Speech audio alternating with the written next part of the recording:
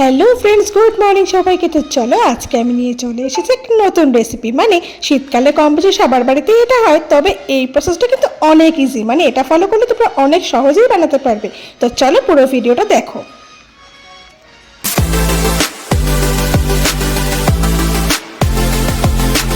তো চলো রেসিপি বানানোর জন্য প্রথমে আমি মটরশুঁটি নিয়ে নিয়েছি, সিদ্ধ করে নিয়েছি। তোমরা চাইলে কাঁচাও নিতে পারো, তবে সিজনাল মটরশুঁটিটা একটু সিদ্ধ করে নিলে ভালো হয়। তার মধ্যে আমি একটু কাঁচা লঙ্কা একটু লবণ দিয়ে পেস্ট করে দিচ্ছি। এদিকে আমি কিছু আলু গোটা গোটা করে কেটে রেখেছি। মানে যে যেরকম সাইজটা সে সেভাবে কাটতে পারলাম। আমি যেহেতু আলুর দলের যেটা বানাচ্ছি তো এভাবেই কেটেছি।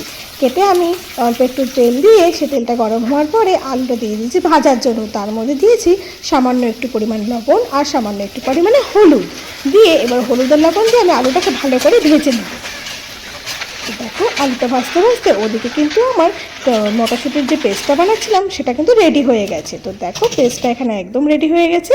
ওদিকে আলুগুলো ভাজা হয়ে যাওয়ার পর তুলে রেখে দিয়েছি। এবারে কড়াইয়ের মধ্যে আমি এখানে ফোড়নোর জন্য দারচিনি, এলাচ আর দিয়েছি জিরে, শুকনো লঙ্কা। আর ওখানে আমি একটু পেস্ট করে নিয়েছি, মানে কাজু বাদাম আর একটু পোস্ত পেস্ট করে নিয়েছি। তারপর একটু টমেটো কেটে রেখেছি।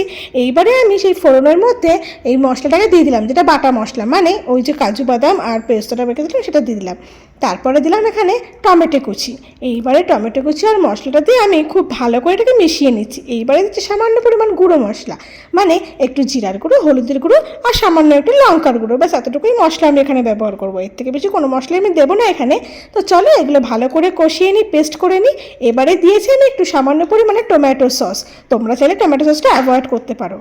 যে চলো আমি সব কটাকে এখানে ভালো করে মিক্সড করে নিচ্ছি এবং এটাকে বেশ 4-5 মিনিট ধরে আমি ভালো করে নাড়িয়ে চাড়িয়ে কষিয়ে নেব, যাতে দেখতে হবে নিচে লেগে না যায়, এটা কিন্তু খেয়াল রাখতে হবে। এবার দিলাম সামান্য একটু পরিমাণে জলের মধ্যে, দিয়ে দিলাম আলুগুলো, মানে সেই ভাজা আলুগুলো। এইবারে এই ভাজা আলু আর মশলাটাকে খুব ভালো করে ভেজে নিয়ে সামান্য পরিমাণ জল দিয়ে কিছুক্ষণের জন্য ঢাকা দিয়ে রাখলাম। এবার ওপর থেকে দিলাম কুচনো কাঁচা লঙ্কা, মানে ধনেপাতা, যেটা আমি ছোটো ছোটো করে কেটে রেখেছিলাম। তো দেখো আমার তরকারি কিন্তু অলমোস্ট রেডি হয়ে গেছে। এইবারে আমি আর একটা কড়াইয়ের মধ্যে দিয়ে দিচ্ছি সামান্য পরিমাণে হিং। হিং কিন্তু কৌটোয় কিনতে পাওয়া যায় যে কোনো মুদিখানা বা স্টেশনারি দোকানে। তার মধ্যে আমি সেই মটরশুঁটির পেস্টটা এবং একটু সামান্য পরিমাণে জিরার গুঁড়ো দিয়ে ওটাকে ভালো করে কষিয়ে নিচ্ছি। ততক্ষণ আমি এখানে ময়দাটা মেখে নিয়েছি। দেখো ময়দাটা খুব সুন্দর করে মাখা হয়ে গেছে। এদিকে আমার কিন্তু পেস্টটা অলমোস্ট রেডি হয়ে গেছে। দেখো একদম কড়াইতে লেগে লেগে আছে, মানে রেডি। তো চলো এইবারে ময়দাগুলো সুন্দর করে লেচি কেটে নিচ্ছি। লেচিটা একটু সামান্য পরিমাণ বড় কাটতে হবে, কারণ যেহেতু এর মধ্যে পুর রাখা হবে তো সেই জন্য সামান্য একটু পরিমাণে বড় করতে হবে, মানে লুচির থেকে সামান্য একটু পরিমাণ বড়। তবে যদি মনে করেন কেউ যে একটু বড় সাইজ করবেন, করতেই পারেন, সেটা আপনাদের চয়েস, আপনারা একটু ছোটো বড় করে নিতে পারেন। তো দেখুন এবার এর মধ্যে আমি এই পুরটা ভরে দিচ্ছি, দিয়ে ভালো করে মুখটাকে চেপে এভাবে রাউন্ড করে একবার ঘুরিয়ে আমি আটকে দেবো, যাতে একদম বাইরে না বেরিয়ে আসে। তো এইভাবে করলে কিন্তু একদমই বাইরে বেরিয়ে আসবে না। দেখুন আমার কিন্তু লুচিগুলো কচুরিগুলো খুব সুন্দর করে ফুলে ফুলে ভাজছে।